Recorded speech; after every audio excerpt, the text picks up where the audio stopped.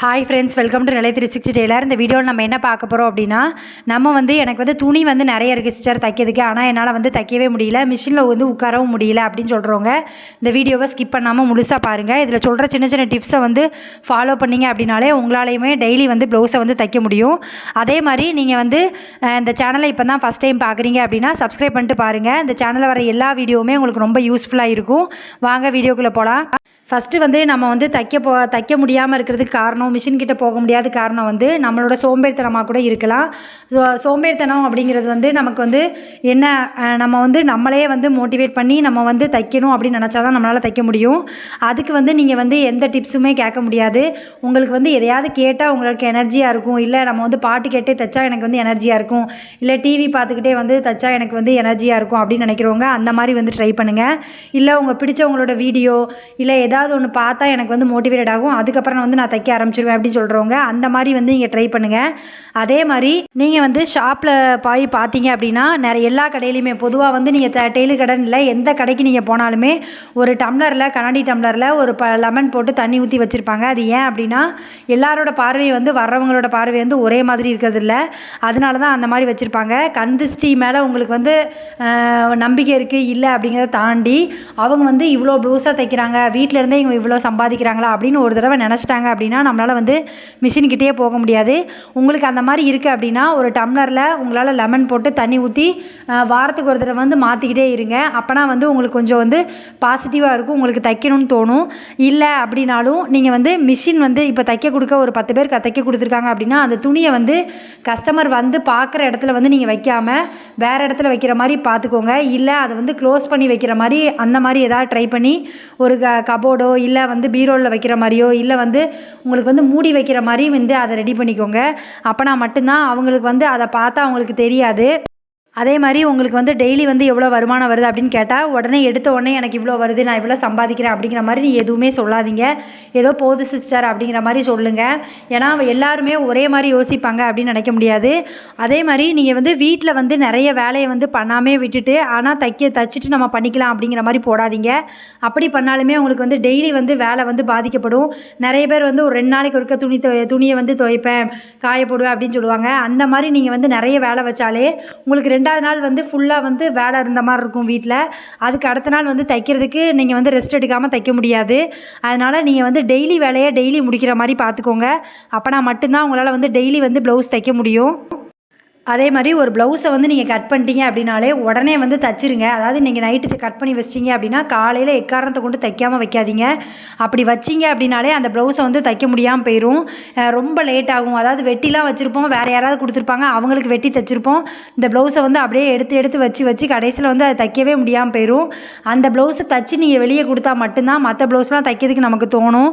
அதனால் எப்போவுமே கட் பண்ண ப்ளவுஸை வீட்டில் ரொம்ப நாள் வச்சுருக்காதீங்க, அந்த ப்ளவுஸை கொடுக்க முடியாமல் போயிடும். அதே மாதிரி டெய்லி காசை நீங்கள் ஒரு 100 ரூபா வாங்கினாலும் சரி, ஒரு 10 ரூபாயாவது எடுத்து சாமி முன்னாடியோ உங்களுக்கு எந்த கடவுள் பிடிச்சிருக்கோ அந்த முன்னாடி வச்சு எடுங்க. காசை வச்சு எடுக்கும்போது நமக்கே ஒரு பாசிட்டிவ் வரும். அதனால் நம்மளால் தைக்க முடியும். அதே மாதிரி நீங்கள் எவ்வளோ டெய்லி சம்பாதிக்கிற விஷயத்த உங்களுக்கு உங்கள் வீட்டில் இருக்க உங்கள் ஹஸ்பண்டுக்கோ இல்லை உங்கள் அம்மா அப்பாக்கோ தெரிஞ்சால் போதும். வெளியில் இருக்கவங்களுக்கு யாருக்கும் டிஸ்கஸ் பண்ணாதீங்க. நான் இன்றைக்கி இவ்வளோ ரூபா சம்பாதிச்சேன் அப்படிங்கிறது அப்படி நினச்சிங்க அப்படின்னா அவங்க ஒரே மாதிரி யோசிக்க மாட்டாங்க. இவன் வீட்டில் இருந்தே இவ்வளோ சம்பாதிக்கலாம் அப்படிங்கிற மாதிரி யோசிப்பாங்க. எல்லார் கண்ணு ஒரே மாதிரி இருக்காது. அதனால் நமக்கு தான் மறுநாள் தைக்க முடியாமல் போகும், ரொம்ப சோம்பேறித்தனமாக இருக்கும். நம்ம வீட்டில் இருந்தால் தைக்கிறோம், அதனால் நம்ம எப்போ வேணாலும் தைச்சி கொடுக்கலாம், தைக்கலாம் அப்படிங்கிற மாதிரி எண்ணம் வைக்காதீங்க. ஏன்னா நிறைய பேர் என்ன பண்ணுவாங்க அப்படின்னா வேலைக்கு போகிறவங்கலாம் கரெக்டாக அந்த டயத்துக்கு வேலைக்கு போகிற மாதிரி நம்மளுமே இத்தனை மணிக்கு நம்ம மிஷினில் உட்காந்து தைக்கணும், இத்தனை மணி வரைக்கும் தைச்சா போதும் அப்படிங்கிற மாதிரி நம்ம டயத்தை நம்ம தான் மேனேஜ் பண்ணிக்கணும். எப்போவுமே இன்னொருத்தங்க சொல்லி நம்ம தைச்சோம் அப்படின்னா கண்டிப்பாக நம்மளால் முடியாது. நமக்கே தெரியணும், வேலைக்கு போகிறவங்க எல்லாருமே கரெக்டாக டயத்துக்கு வேலைக்கு போகிறாங்க வர்றாங்க. நம்மளுமே அதே மாதிரி நம்ம தொழிலை பயபக்தியாக பண்ணணும் அப்படின்னு நினைக்கணும். ஒருத்தங்க வந்து வேலைக்கு போகணும் அப்படின்னா கண்டிப்பாக வந்து எல்லா வேலையும் முடிச்சுட்டு நம்ம அந்த குறித்த டயத்துக்கு வந்து நம்ம போகணுன்னு நினைப்போம். அதே மாதிரி தான் நம்ம வந்து ப்ளவுஸ் தைக்கிற விஷயத்துலையுமே இந்த டைம் வந்து நான் வீட்டில் தான் தைக்கிறேன் அப்படிங்கிற மாதிரி தோணாமல் இந்த ப்ளவுஸை வந்து நான் இன்றைக்கி தைக்கணும் அப்படிங்கிறத வந்து மைண்ட் செட்டில் வச்சுட்டு அந்த மாதிரி நீங்கள் வேலை பார்த்தீங்க அப்படின்னா தான் உங்களால் வந்து சுறுசுறுப்பாக வந்து தைக்க முடியும். அதே மாதிரி ப்ளவுஸ் வந்து பெண்டிங்கில் இருக்குது அப்படின்னா உங்களுக்கு நிறைய இருக்குது, ஏக்கா எனக்கு மழை மாதிரி குமிஞ்சிருக்குக்கா, அதனால் என்னால் வந்து தைக்கணுன்னே தோண மாட்டேங்குது, அதை பார்த்தாலே பயமாக இருக்குது அப்படின்னு நினைக்கிறவங்க நீங்கள் வந்து அதை பிரிச்சுக்கோங்க. எப்போவுமே எது அவசரமாக கொடுக்கணும், எது வந்து கொஞ்சம் லேட்டானா பரவாயில்ல அப்படின்னு பிரிச்சுட்டு ஒரு நாளைக்கு அந்த டைம் மட்டும் அந்த பெண்டிங் ப்ளவுஸை முடிக்கிற வரைக்கும் ஒரு நாளைக்கு ஒரு 4 ப்ளவுஸ் 5 ப்ளவுஸ் வந்து கண்டினியூஸாக தைங்க. அப்போ வந்து ப்ளவுஸ் வந்து கொஞ்சம் குறைஞ்சிரும். அதுக்கப்புறம் வந்து நம்ம ரிலாக்ஸாக தைக்கிற மாதிரி இருக்கும். இந்த மாதிரி பிளான் பண்ணிக்கிட்டீங்க அப்படின்னா கண்டிப்பாக உங்களால் வந்து தைக்க முடியும். அதே மாதிரி வாரத்தில் ஒரு நாள் வந்து நீங்கள் ரெஸ்ட் எடுத்துக்கோங்க. ஏன்னா நம்ம வந்து டெய்லி தைச்சோம் அப்படின்னா நமக்கு வந்து ரொம்ப சோம்பேறித்தனமாகும். நீங்கள் வாரத்தில் ஒரு நாள் வந்து எனக்கு வந்து இந்த நாள் வந்து ரெஸ்ட்டு, இந்த நாள் வந்து நான் எக்காரணத்தை கொண்டு தைக்க மாட்டேன் அப்படின்னு உங்களுக்கு எந்த நாள் வந்து தேவையோ அந்த நாள் வந்து எடுத்து வச்சுக்கோங்க. அதே மாதிரி நான் எல்லா வீடியோவிலும் சொல்கிற மாதிரி நீங்கள் காசு விஷயத்தில் வந்து கரெக்டாக இருங்க. எப்போவுமே வந்து நமக்கு நம்ம வந்து உழைக்கிற காசு வந்து உடனே கிடச்சா மட்டும்தான் அடுத்த நாள் வந்து நம்ம வேலை செய்யணும்னு நமக்கு தோணும். அந்த பழக்கத்தை வந்து கொண்டு வாங்க. எப்போவுமே வந்து பயப்படாதீங்க. நீங்கள் உழைச்சதுக்கு தான் காசு கேட்குறீங்க, அதனால் தைரியமாக கேளுங்க. ஏக்கா நான் வந்து தைச்சிட்டேன், நீங்கள் வந்து நைட்டு ஃபுல்லாக உட்காந்து தைச்சிருக்கேன்க்கா எனக்கு, அதனால் நீங்கள் வந்து காசு கொடுத்துட்டு வாங்கிட்டு போங்க அப்படிங்கிற மாதிரி ஏதாவது ஒரு ரீசன் சொல்லி அவங்கக்கிட்டேருந்து காசு வாங்கிறதுக்கு ட்ரை பண்ணுங்கள். ஒரு வேளை இப்போ வந்து 200 கொடுக்கணும் அப்படின்னா கூட ஒரு 100 ரூபாயாவது கொடுத்துட்டு போங்க அப்படிங்கிற மாதிரி சொல்லுங்கள். ஏன்னா வந்து எப்போவுமே வந்து ஒரு விஷயம் நல்லா தெரிஞ்சுக்கோங்க, நீங்கள் தைச்ச ப்ளவுஸில் வந்து ₹1 கூட வாங்காமல் எந்த ப்ளவுஸையும் வெளியே கொடுக்கக்கூடாது அப்படின்னு நினைங்க. அட்லீஸ்ட் ஒரு 100 ரூபாயாவது கொடுத்துட்டு அவங்க வாங்கிட்டு போகிற மாதிரி பழக்கம் வச்சுக்கோங்க. ஏன்னா நமக்கு வந்து காசு வந்து கையில் தைச்ச உடனே கிடச்சா மட்டும்தான் அடுத்த நாள் வேலை வந்து நமக்கு சுறுசுறுப்பாக ஓடும். அதனால் அந்த விஷயத்தில் வந்து எப்போவுமே ஸ்ட்ரிக்டாக இருங்க, அதை பற்றி தப்பே கிடையாது. அதே மாதிரி நீங்கள் வந்து எழுதுகிற வேலையை வந்து எப்போவுமே வச்சுக்கோங்க. நம்ம ஒரு டைரி எடுத்தோ இல்லை ஒரு நோட்டு வச்சோ நான் வந்து இன்றைக்கி வந்து இத்தனை ப்ளவுஸ் தைச்சேன், இத்தனை ப்ளவுஸ் வந்து அமௌண்ட் வாங்கினேன் அப்படிங்கிறத வந்து டெய்லி வந்து நைட்டு நீங்கள் எழுதிட்டு படுக்கும்போது நமக்கே வந்து மோட்டிவேட் ஆகும். நாளைக்கு வந்து இந்த வேலைலாம் இருக்குது அப்படிங்கிற மாதிரி மோட்டிவேட் ஆகும். அதே மாதிரி வீட்டில் செய்கிற வேலையுமே முந்தின நாளே வந்து பிளான் பண்ணுங்கள். ஒரு சமையல் பண்ணுறதா இருக்கட்டும், காலையில் நம்ம என்ன பண்ணணும், மதியம் என்ன பண்ணணும், நமக்கு வீட்டில் எல்லாமே இருக்கா அப்படிங்கிறத வந்து கரெக்டாக ஃபாலோ பண்ணிங்க அப்படின்னாலே உங்களால் வந்து உங்களுக்கு வந்து சோம்பேறித்தனமே வராது. இது ஒரு ஸ்டார்டிங்கில் வந்து நீங்கள் இந்த மாதிரி எழுதும்போது கொஞ்சம் வந்து கஷ்டமாக இருக்கிற மாதிரி இருக்கும். ஆனால் டெய்லி வந்து இந்த மாதிரி எழுதி பழகிட்டீங்க அப்படின்னாலே அந்த டைரியை பார்க்கும்போதே உங்களுக்கு வந்து ஒரு எனர்ஜி வரும். நாளைக்கு நம்ம என்ன வேலைலாம் வச்சுருக்கோம் அந்த வேலையெல்லாம் வந்து நம்ம முடிக்கணும் அப்படிங்கிற மாதிரி நம்ம மனசில் ஒரு எண்ணம் வந்துட்டுனா தூங்கும்போதே நமக்கு அது யோசனை வந்துடும். நாளைக்கு வந்து எத்தனை மணிக்கு எந்திக்கணும், நம்ம என்னெல்லாம் சமையல் பண்ணணும்னு நினச்சிட்டோம் அப்படின்னா நம்ம காலையில் எந்திரிச்சு எந்த ப்ரெஷரும் கிடையாது, நம்ம வந்து அந்த வேலையெல்லாம் முடிச்சுட்டு தைக்க உட்காந்துடலாம். இந்த மாதிரி நீங்கள் வந்து பிளான் பண்ணிக்கோங்க. அப்போனா மட்டும்தான் உங்களால் வந்து டெய்லி வேலையை டெய்லி முடிக்க முடியும். எனக்கு வந்து யாராவது வந்து எனக்கு வந்து தைக்கிறதுக்கே டைம் இல்லை அப்படின்னு சொன்னால் நான் வந்து கண்டிப்பாக ஒத்துக்கவே மாட்டேன். ஆனால் உண்மையிலே நீங்கள் யோசிச்சு பாருங்கள், ஏன் அப்படி சொல்கிறேன்னா ஒரு ஃபோன் எடுத்து நம்ம பார்க்குறதுக்கு டைம் வந்து நமக்கு கிடைக்க தான் செய்யுது. ஆனால் ஒரு ப்ளவுஸ் தைக்கிறதுக்கு நமக்கு டைம் இல்லை அப்படின்னு சொன்னால் எப்படி வந்து நம்ம ஒத்துக்க முடியும் அப்படிங்கிறது தான். இன்னொன்று, நம்ம வந்து ஃபோன் வந்து பார்க்க வந்து காலையிலே ஆரம்பிக்கக்கூடாது. ஒரு மதியத்துக்கு மேலேயோ, உங்களுக்கு பிடிச்சவங்க வீடியோவாக இருந்தால் கூட ஒரு மதியத்துக்கு மேலேயோ இல்லை ஒரு 2 மணி 3 மணிக்கு மேலேயோ அதுக்குன்னு ஒரு டைம் எடுத்துக்கிட்டு அந்த டைமில் வந்து நீங்கள் வந்து பார்க்குற மாதிரி வச்சுக்கோங்க. நம்ம கையில் ஃபோன் இருந்துச்சு அப்படின்னாலே நமக்கு வந்து டைம் போகிறது தெரியவே தெரியாது. எனக்கும் அதே மாதிரி தான். ஃபோன் வந்து வாங்கின புதுசில் நான் ரொம்ப நேரம் உட்காந்து ஃபோன் பார்ப்பேன், டைம் வந்து வேஸ்ட்டாக போகும். அதுக்கப்புறம் உட்காந்து நைட்டு கஷ்டப்பட்டு உட்காந்து தைச்சிட்ருப்பேன். அந்த மாதிரி தான் நானும் இருந்தேன். கொஞ்சம் கொஞ்சமாக வந்து அது புரிஞ்சு நான் வந்து ஃபோனுக்கு அடிக்ட் ஆகக்கூடாது அப்படிங்கிற மாதிரி தெரிஞ்சுக்கிட்டு நானே கொஞ்சம் கொஞ்சமாக வந்து அதை விட்டு விலகினேன். நீங்களுமே வந்து அந்த மாதிரி ஃபோனுக்கு வந்து அடிக்ட் ஆகுறீங்களா அப்படிங்கிறத கீழே கமெண்ட் பண்ணுங்கள். உங்களுக்கு வந்து ஒரு நாளைக்கு நீங்கள் வந்து சும்மா வந்து செக் பண்ணுங்களேன். ஒரு நாளைக்கு வந்து நீங்கள் வந்து எதுவுமே பண்ண வேண்டாம். ஃபோன் வந்து எவ்வளோ நேரம் பார்க்குறீங்க அப்படிங்கிறத பாருங்கள். நம்ம வீட்டில் வேலை செய்கிறத விட ஃபோன் பார்க்குற டைம் தான் அதிகமாக இருக்கும். அந்த டயத்தில் ஒரு 1 ஹவர் வந்து எடுத்துக்கிட்டால் கூட நம்ம ஒரு ப்ளவுஸை வந்து தைச்சிடலாம். ஆனால் நம்ம வந்து இந்த வீடியோ பார்த்துட்ருப்போம், அடுத்து ஒரு சஜஷன் வரும், அந்த வீடியோ பார்ப்போம். இப்படி வந்து நமக்கு வந்து டைம் வந்து போகிறதே தெரியாது, அந்த மாதிரி டைம் போகும். அதனால் எப்போவுமே வந்து நம்ம டைமை வந்து ஒதுக்கி ஒரு வேலை பண்ணுறோம் அப்படின்னா அதில் வந்து நமக்கு ஏதாவது பிரயோஜனம் இருக்கா அப்படிங்கிறத பாருங்கள். நமக்கு பிரயோஜனம் இல்லாத ஒரு விஷயத்துக்கு வந்து நம்ம டைமை வந்து வேஸ்ட் பண்ணிகிட்ருக்கோம். இந்த நாள் போச்சு அப்படின்னா மறுநாள் வந்து நம்ம அந்த நாளை வந்து வாங்கவே முடியாது. அதனால் நீங்கள் வந்து டயத்தை வந்து வேஸ்ட் பண்ணாமல் கிடைக்கிற வாய்ப்பை பயன்படுத்தி சம்பாதிக்க கற்றுக்கோங்க. ஏன்னா நம்மளை நம்பி நம்ம வீடு இருக்குது.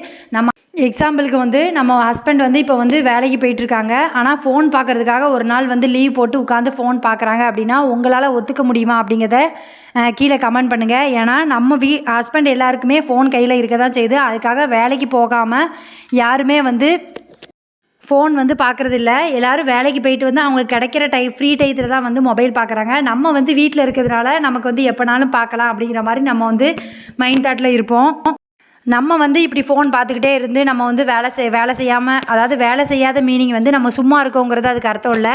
நம்ம வந்து ஒரு தொழில் வந்து கையில் இருக்குது, ஆனால் அந்த தொழிலை வந்து நம்ம பண்ணாமல் உட்காந்து ஃபோன் பார்த்துட்ருக்கோம் அப்படின்னா நம்ம பிள்ளைங்க நம்மளை பார்த்து ஃபோன் பார்க்க தான் கற்றுக்கும். அதனால் நம்ம வந்து ஃபோன் வந்து தேவை தான், நம்ம தேவைக்கு யூஸ் பண்ணிக்கணும். ஒன்று தெரியல, இல்லை எனக்கு வந்து ஒன்று பார்க்கறதுக்கு இன்ட்ரெஸ்ட் இருக்குது, இல்லை வந்து நான் ஒரு விஷயத்தை வந்து கற்றுக்கிறேன், அதுக்காக நான் மொபைல் பார்க்குறேன் அப்படிங்கிறவங்க ஓகே. மற்றபடிக்கு தேவையில்லாமல் நம்ம வந்து ஃபோனை எடுத்து நம்ம வந்து பார்த்துட்டு அதை வந்து டைம் வேஸ்ட் பண்ணுறத விட நம்ம தொழில் இருக்குது ஒன்று, நம்ம வந்து அதில் கொஞ்சம் சம்பாதிக்கணும் அப்படிங்கிற மாதிரி எண்ணத்தில் நம்ம போகணும். இப்போ இருக்க காலகட்டத்தில் வந்து நம்ம வந்து எவ்வளோ சம்பாதிச்சாலுமே நமக்கு வந்து பத்த மாட்டேங்குது. அந்த சூழ்நிலை தான் நம்ம இருக்கோம். ஆனால் கூட நம்ம வந்து ஏதோ ஒரு விதத்தில் வந்து நம்ம ஃபேமிலிக்கு வந்து கொஞ்சம் சப்போர்ட் பண்ணணும் அப்படிங்கிறதுக்காக தான் தொழில் செய்வாங்க. இந்த தொழிலை வச்சு தான் நிறைய பேர் ஃபேமிலியே வந்து ரன் பண்ணுவாங்க. அப்படி இருக்கிறவங்க கீழே வந்து கமெண்ட் பண்ணுங்கள். பார்க்கும்போது நிறைய பேர் வந்து அதை பார்த்து வந்து மோட்டிவேட் ஆவாங்க. அதே மாதிரி வந்து இந்த தொழில் வந்து ஒரு 2 மணி நேரம் செஞ்சுட்டு ஒரு 400 ரூபா சம்பாதிச்சுட்டு நம்ம வந்து நம்ம வேலையை பார்க்கலாம், ஃபோன் பேசலாம், என்ன வேணாலும் பண்ணலாம். நம்ம அந்த டயத்தையுமே விட்டுட்டு நம்ம வந்து ஃபோன் பார்த்துட்ருக்கோம் அப்படின்னா நம்ம தான் நம்ம டயத்தை வந்து வேஸ்ட் பண்ணிக்கிட்டு இருக்கோம். இதெல்லாம் வந்து நீங்கள் சரி பண்ணிட்டீங்க அப்படின்னாலே உங்களாலேயே வந்து டெய்லி வந்து சம்பாதிக்க முடியும். நீங்களுமே டெய்லி வந்து எவ்வளோ சம்பாதிக்கணும், எனக்கு வந்து நான் இவ்வளோ டார்கெட் வச்சுருக்கேன், இத்தனை ப்ளவுஸ் தைக்கணும், இவ்வளோ ரூபாய் சம்பாதிக்கணும் அப்படிங்கிற மாதிரி உங்களே வந்து நீங்கள் டெய்லி மோட்டிவேட் பண்ணிகிட்டே இருங்க. அப்போனா ஏதோ ஒரு காரணத்துக்காக நம்ம வந்து அந்த காசை வச்சு ஒரு பொருளை வாங்குகிறோம் அப்படின்னா நமக்கு ஆட்டோமேட்டிக்காக வந்து என்ன தோணும் அப்படின்னா, நம்ம வந்து இதை சம்பாதிச்சு இந்த பொருளை வாங்கிட்டோம் அப்படிங்கும்போது நம்ம சுற்றி இருக்கவங்களும் பாராட்டுவாங்க. அவள் வந்து வீட்டிலேருந்து சம்பாதிச்சு இதை வந்து உருவாக்கியிருக்கா அப்படின்னு பெருமையாக சொல்லும்போது நமக்கு ஒரு சந்தோஷம் கிடைக்கும். அப்போ வந்து இன்னும் நம்ம வந்து நிறைய வந்து தைக்கணும், நம்ம வந்து நிறைய சம்பாதிக்கணும், நிறைய வந்து நம்ம வந்து நம்ம காசில் வந்து வாங்கணும் அப்படிங்கிற எண்ணம் வந்துடும். இந்த மாதிரி நம்மளை வந்து மோட்டிவேட் பண்ணணும். நம்மளை மோட்டிவேட் பண்ணதுக்கு இன்னொரு ஆளை வந்து நம்ம யோசிச்சுட்டே இருக்கக்கூடாது. நீங்கள் எப்போவுமே வந்து உங்களை நீங்கள் நம்புங்க. கண்டிப்பாக உங்களால் வந்து இந்த தொழிலை வந்து முன்னேற முடியும். எத்தனையோ பேர் வந்து இந்த தொழிலை வச்சு தான் ஃபேமிலியே ரன் பண்ணிகிட்டு இருக்காங்க. அவங்களெல்லாம் யோசிக்கும் போது நம்ம வந்து கம்மியாக தான் வந்து வேலை செய்கிறோம். அதனால் நீங்கள் எக்காரணத்தை கொண்டும் இந்த தொழில் இருக்குது அப்படின்னா கண்டிப்பாக வந்து மிஷினில் உட்காந்து தைங்க. உங்களுக்கும் உங்கள் ஃபேமிலிக்கும் ரொம்ப நல்லதாக ஹெல்ப்பாக இருக்கும். இன்றைக்கி இல்லாட்டா கூட ஏதோ ஒரு நாள் வந்து நமக்கு ஒரு சாட்டிஸ்ஃபேக்ஷன் இருக்கும், நம்ம வீட்டுக்கு நம்ம ஏதோ ஒரு இடத்துல வந்து நம்ம வந்து சப்போர்ட் பண்ணிகிட்டு இருக்கோம் அப்படின்னு. இந்த வீடியோ வந்து உங்களுக்கு பிடிச்சிருக்குன்னு நினைக்கிறேன். இந்த வீடியோ நேரம் வந்து ஸ்கிப் பண்ணாமல் முழுசாக பார்த்ததுக்கு ரொம்ப நன்றி. இந்த வீடியோ வந்து உங்களுக்கு பிடிச்சிருக்கு அப்படின்னா லைக் பண்ணுங்கள், கமெண்ட் பண்ணுங்கள், ஷேர் பண்ணுங்கள். இந்த மாதிரி வீடியோ வேணும் அப்படின்னாலும் கீழே கமெண்ட் பண்ணுங்கள். உங்கள் ஃப்ரெண்ட்ஸ் யாராவது இப்போ தான் தையல் தொழில் பழகுறாங்க அப்படின்னா அவங்களுக்கு இந்த வீடியோ வந்து ஷேர் பண்ணி விடுங்க. அவங்களுக்கு வந்து இந்த வீடியோ ரொம்ப யூஸ்ஃபுல்லாக இருக்கும். Thank you friends.